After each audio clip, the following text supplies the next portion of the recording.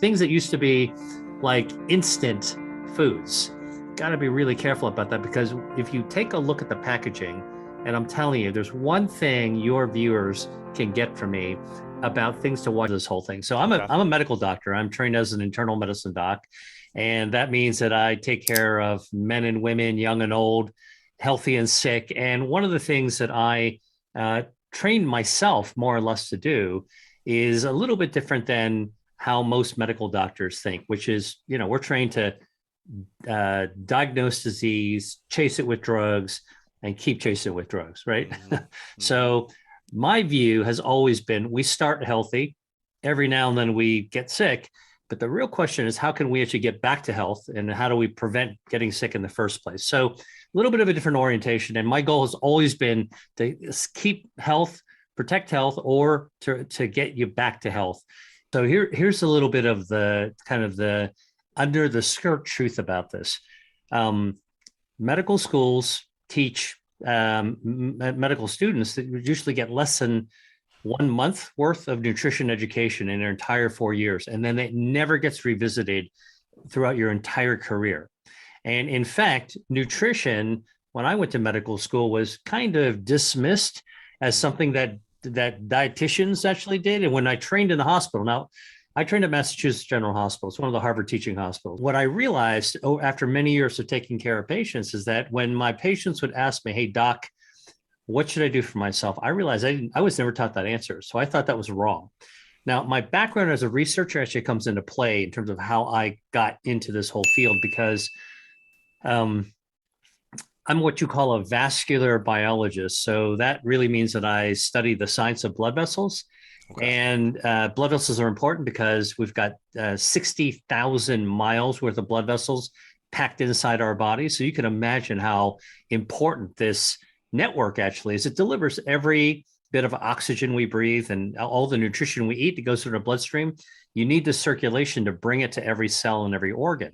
So that's what I studied, my science. So when I actually started, almost 30 years ago, in medicine, my goal was to figure out how could we actually first conquer diseases. So Mm. I went into the biotech area, and we tried to figure out common denominators of disease.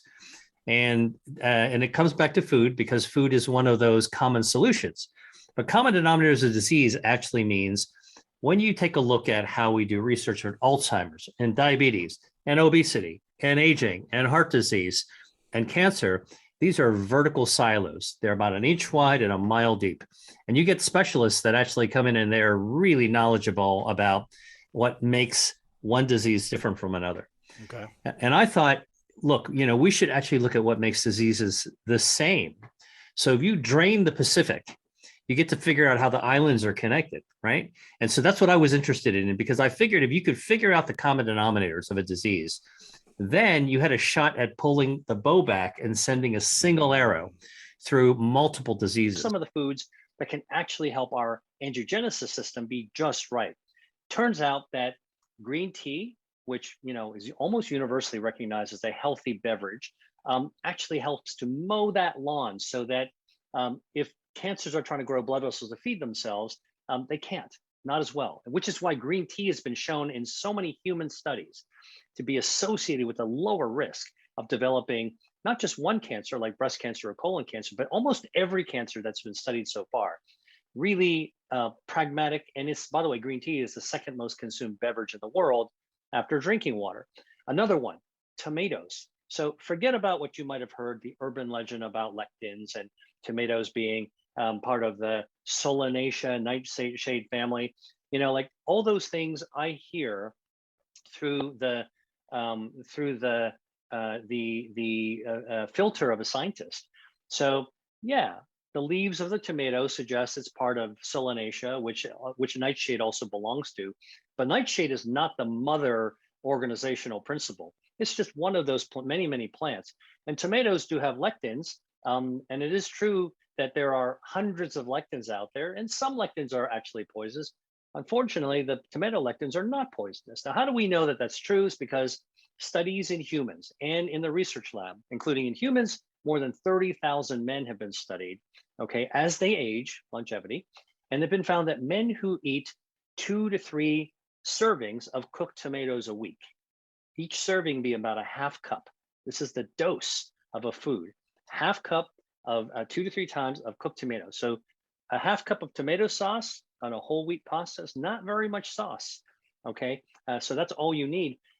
That frequency of cooked tomatoes has been shown to lower the risk of developing prostate cancer by 29%.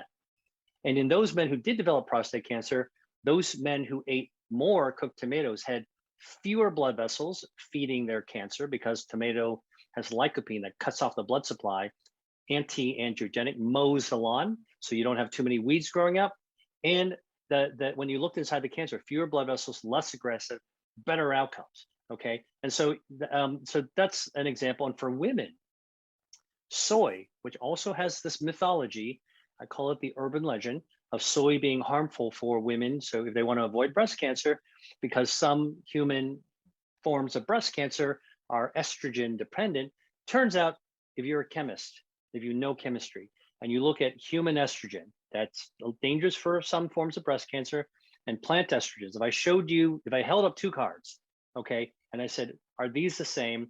The plant estrogen looks nothing like the human estrogen. And in fact, scientifically, it blocks the human estrogen. So soy phytoestrogens are like Mother Nature's tamoxifen, which doctors give to their patients every day. Now, so that's science, and that sounds theoretical. So let's talk about the human evidence. A study of 5,000 women who are at the highest risk. These are women who already have breast cancer.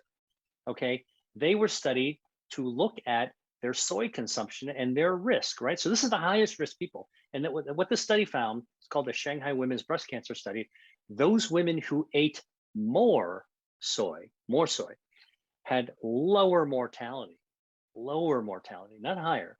And those women whose breast cancer had been successfully treated, the more soy they ate, the less chance that their cancer came back to dog them. And so again, this is where science and food as medicine and evidence and measurements can really affect us. Because, by the way, each of these diseases I talked about, breast cancer, prostate cancer, I mentioned colon cancer for green tea, these are conditions that shorten longevity and they shorten health span.